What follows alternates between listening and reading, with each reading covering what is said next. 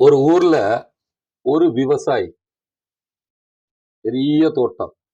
அந்த தோட்டத்துல இல்லாத வஸ்துக்களே கிடையாது. எல்லாமே இருக்கு. பெரிய வசதி படைச்சவர் அந்த விவசாயி. அப்போ அந்த வழியா வர ஒரு வைர வியாபாரி. வைரம் யார் வாங்குவாங்க? வசதியானவங்க தான் வாங்குவாங்க. அப்போ அந்த வைர வியாபாரி வராரு. இந்த விவசாயிய சந்திக்கிறாங்க. இந்த வைரத்த பத்தி அந்த தன்மைகள்லாம் சொல்றாங்க. வைரோட வேல்யூ எல்லாம். நீங்க இன்னைக்கு இந்த தோட்டத்த வச்சு இந்த ஊருக்கே பெரிய ஆளா இருக்கிறீங்க. ஆனா, இந்த வைர வியாபாரம் பண்ணீங்கன்னா, உலகத்துக்கே பெரிய ஆள் ஆயிடலான்னு ஒரு யோசனை குடுக்குறாரு. அப்போ இவரு விவசாயி கேட்டார், "அந்த வைரம் எங்க கிடைக்கும்?" அப்படின்னு. "அதெல்லாம் எனக்கு தெரியாது. நீங்க தேடி பார்க்கணும்" அப்படின்னு. அப்ப இருக்கு ஒரு அல்ப ஆசை. எவ்வளவு காலத்துக்கு தான் எல்லாம் இருக்கு இந்த தோட்டத்துல. எல்லாம் இருக்கு. இருந்தாலும் ஒரு அல்ப ஆசை. வைர வியாபாரி ஆயிட்டேன்னா, நம்ம உலகத்துக்கே பெரிய ஆள் ஆயிடலாமே அப்படின்னு. இந்த இடத்தையெல்லாம் வித்துட்டு பணமாக்கி வைரத்த தேடிட்டு போறாரு. போற இடத்துல எல்லாம் திருப்தி இல்ல அவருக்கு.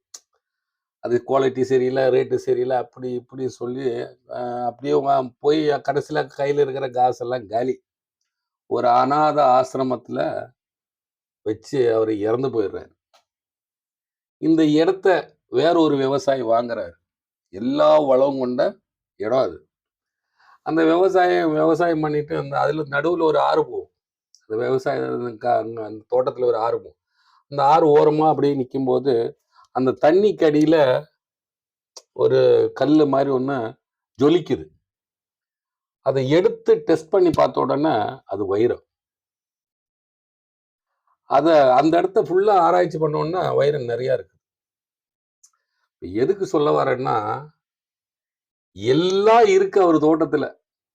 அந்த வைரத்துக்கு ஆசைப்பட்டு வைரம் இருக்கு. அது இல்லன்னு நெனச்சு அங்க இல்லன்னு நெனச்சு, அந்த இடத்தையெல்லாம் வித்து வைரம் தேடி போனாரு. அனாதையா இறந்து போயிட்டாரு. உதாரணத்துக்கு அந்த வைரம்ன்னு சொன்னது, கட்டின மனைவியா இருக்கலாம், கட்டின வீடா இருக்கலாம், நம்ம சொந்த பந்தங்களா இருக்கலாம். இல்லையா?